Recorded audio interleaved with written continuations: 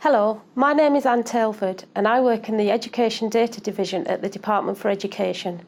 I'm here to talk to you about the collection of attendance, absence and exclusions data as part of the termly school census.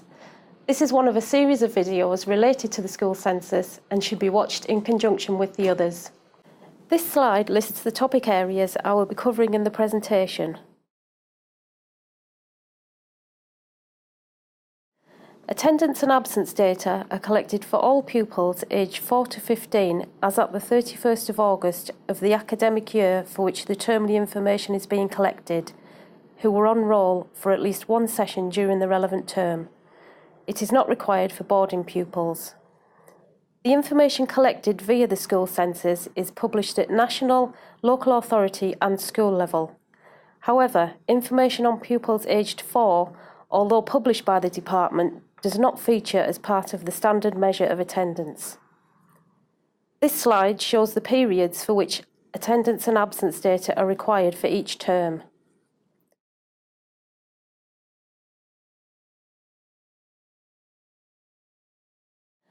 As pupils aged 15 or Year 11 leavers must attend school until the last Friday in June, it is expected that sessions possible and any absence information will be recorded up until that date.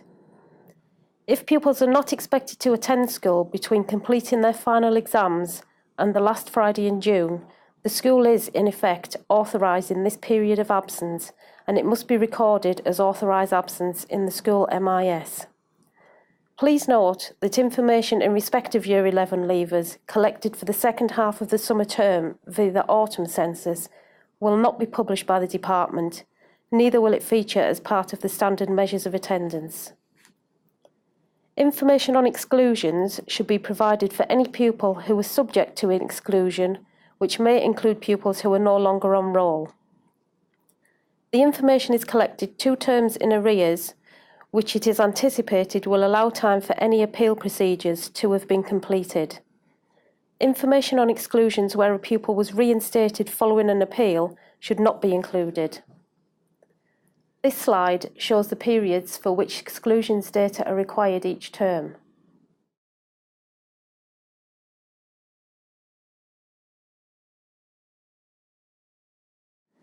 For each exclusion, information on the exclusion start date, the category of exclusion, the reason for the exclusion, the pupil's SEN provision at the time of the exclusion, and for fixed period and lunchtime exclusions, the number of sessions the pupil was excluded for is required. Fixed period exclusions can be discontinuous. That is, there may be sessions between the start and end date of the exclusion which do not count as part of the exclusion. For example, if an excluded child is duly registered, exclusion sessions are only recorded at the school where the exclusion took place. If a permanent exclusion is overturned, this should not be recorded as a fixed-term exclusion. No exclusion information should be returned as part of the census. Academies with a new establishment number are not expected to return historical absence, attendance and exclusions information. However, converter academies which have retained their predecessor establishment number will be expected to provide historical absence, attendance and exclusions information for the period prior to conversion.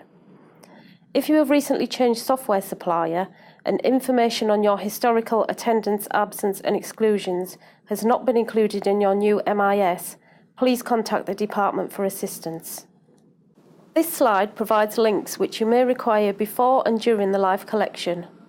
More information about how to submit your census data to us, including details about what data is collected for each termly school census, can be found on the school census page. Please take some time to read these documents as they are designed to help you fulfil your statutory requirements and successfully complete and submit an accurate set of census data. In addition to the online documents, we also provide a data collection forum.